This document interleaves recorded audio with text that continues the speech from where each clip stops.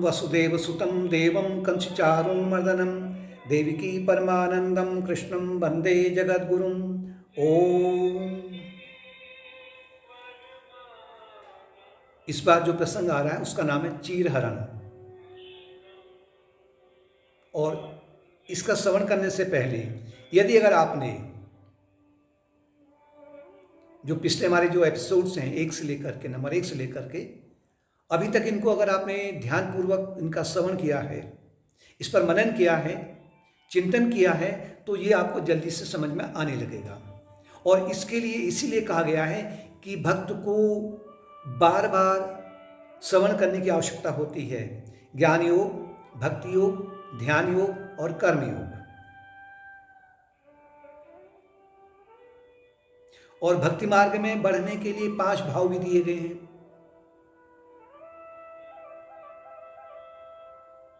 पहला है शांत भाव, यानी कि आपके जो पिछले जन्मों के जो अभ्यास है, उस अभ्यास के माध्यम से यहाँ पर आप में किसी एक भाव की प्रधानता बन जाएगी। किसी में शांत भाव रहता है, जैसे भीष्म पितामह थे, वो भगवान को शांत भाव से जितना उनके हृदय में आनंद आता था उतना वो बोलते नहीं थे, बल्कि युद्ध करते थे उनसे। दूसरा साख्य भाव। साख्य भाव में भक्त अपने भगवान को सखा के रूप में मानता है, जैसे अर्जुन थे। तीसरा है दास्य भाव। भक्त अपने आप को भगवान का सेवक समझता है और भगवान को अपना स्वामी मानता है। वात्सल्य भाव। वात्सल्य भाव में भक्त आपको थोड़ा सा सयाना समझता है और भगवान को बालक समझता है, जैसे बालराम है, जैसे कौशल्या हैं, देवकी हैं, यशोदा मैया हैं, और उसी के अनुसार में भगवान की पूजा करते हैं। फिर है माधुर्य भाव। माधुर्य भाव का तात्पर्य है जैसे कि प्रेमी और प्रेमिका के बीच में, पति पिता पत्नी और पति के बीच में जो प्रेम होता है उसे कहते हैं माधुर्य भाव।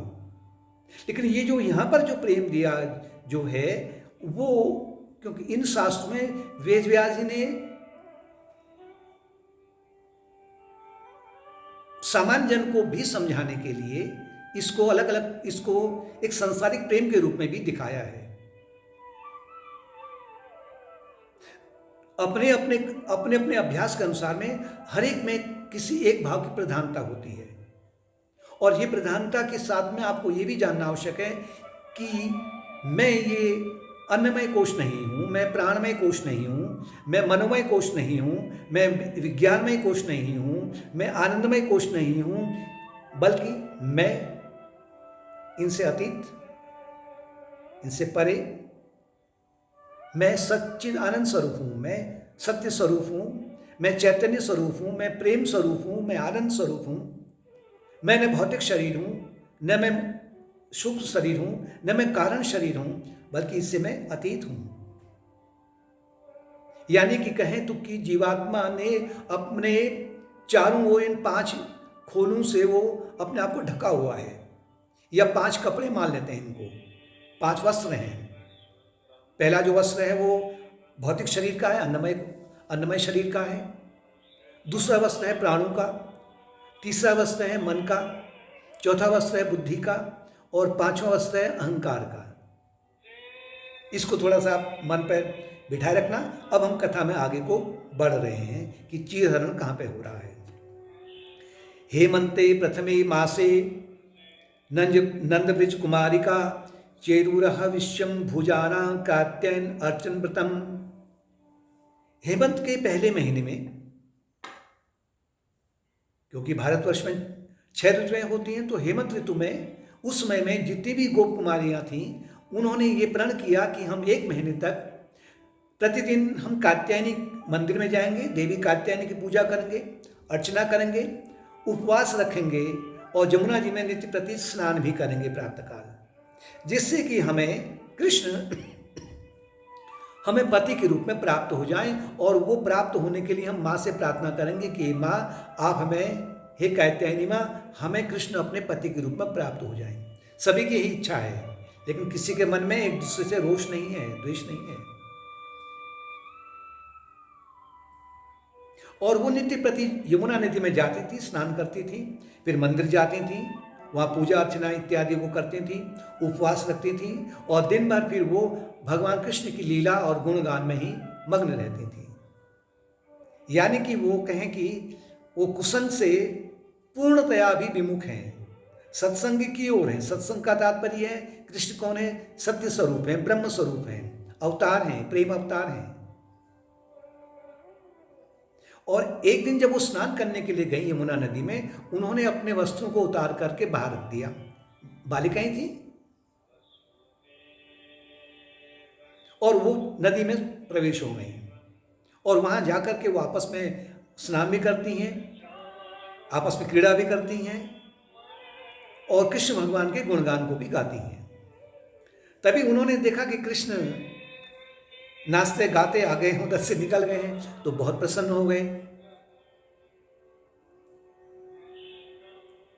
उनको वो कृष्ण के प्रेम में इतना मगन हो गई कि उनको ये पता नहीं चला कि कृष्ण ने हमारे वस्त्रों को चुरा लिया है। भगवान ने उनके सभी वस्त्रों को, सभी के वस्त्रों को उठा कर करके पेड़ की डाली में टांग दिया, और अपना स्वयं किसी एक वृक्ष में, उसी वृक्ष में किसी डाली में चुपचाप बैठ गए। अब देखने लगे कि क्या होता है।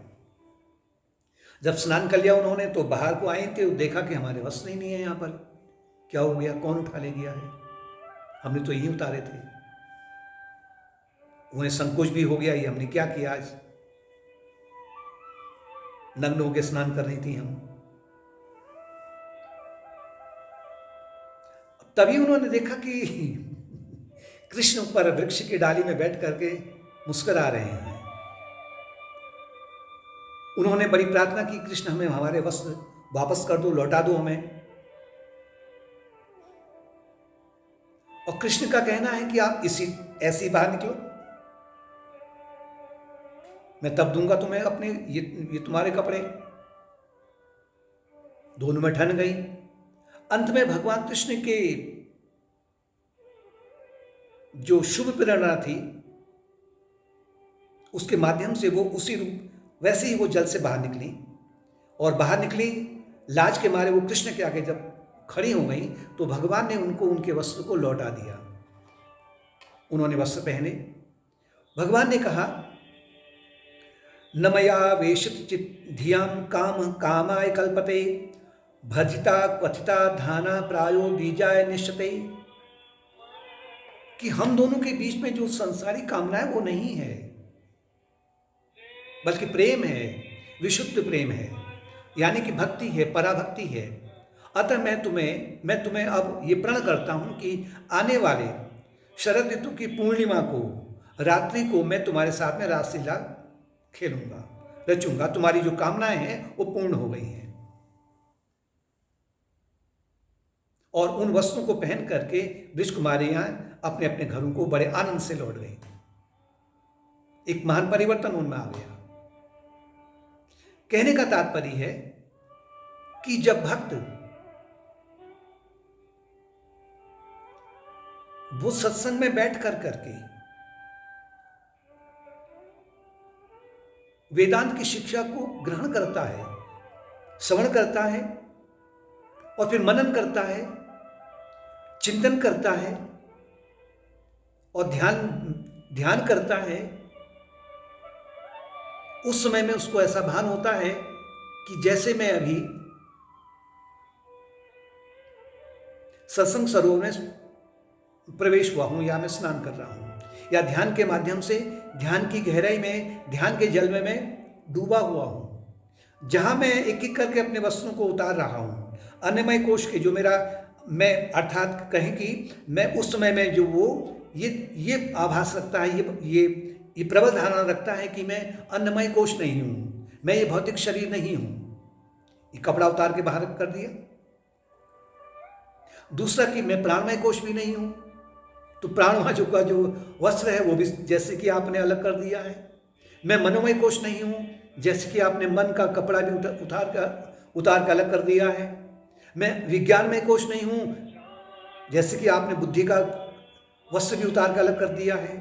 और मैं अहंकार भी नहीं हूँ, बल्कि इन सब को प्रकाशित करने वाला, इन सब के पीछे, इन सब के आधार में मैं सच्चित आनंद स्वरूप हूँ। जब ये भावना आपकी कभी जब बनती है ना, अगर कुछ क्षण के लिए भी बन गई है, कुछ मिनटों के लिए बन गई है, तो समझिए कि उस समय में आप यमुना नदी के या ध्यान के जल में स्नान कर रहे हैं, या आप सत्संग सरोवर में डुबकी लगाए बैठे हैं और कृष्ण आपके सामने हैं। तो क्या है, अब उसमें जीवात्मा, अब हम जीवात्मा की बात कर रहे हैं, जीवात्मा की, जैसे कि नग्न जीवात्मा कृष्ण रूपी परमात्मा के आगे विराजमान है।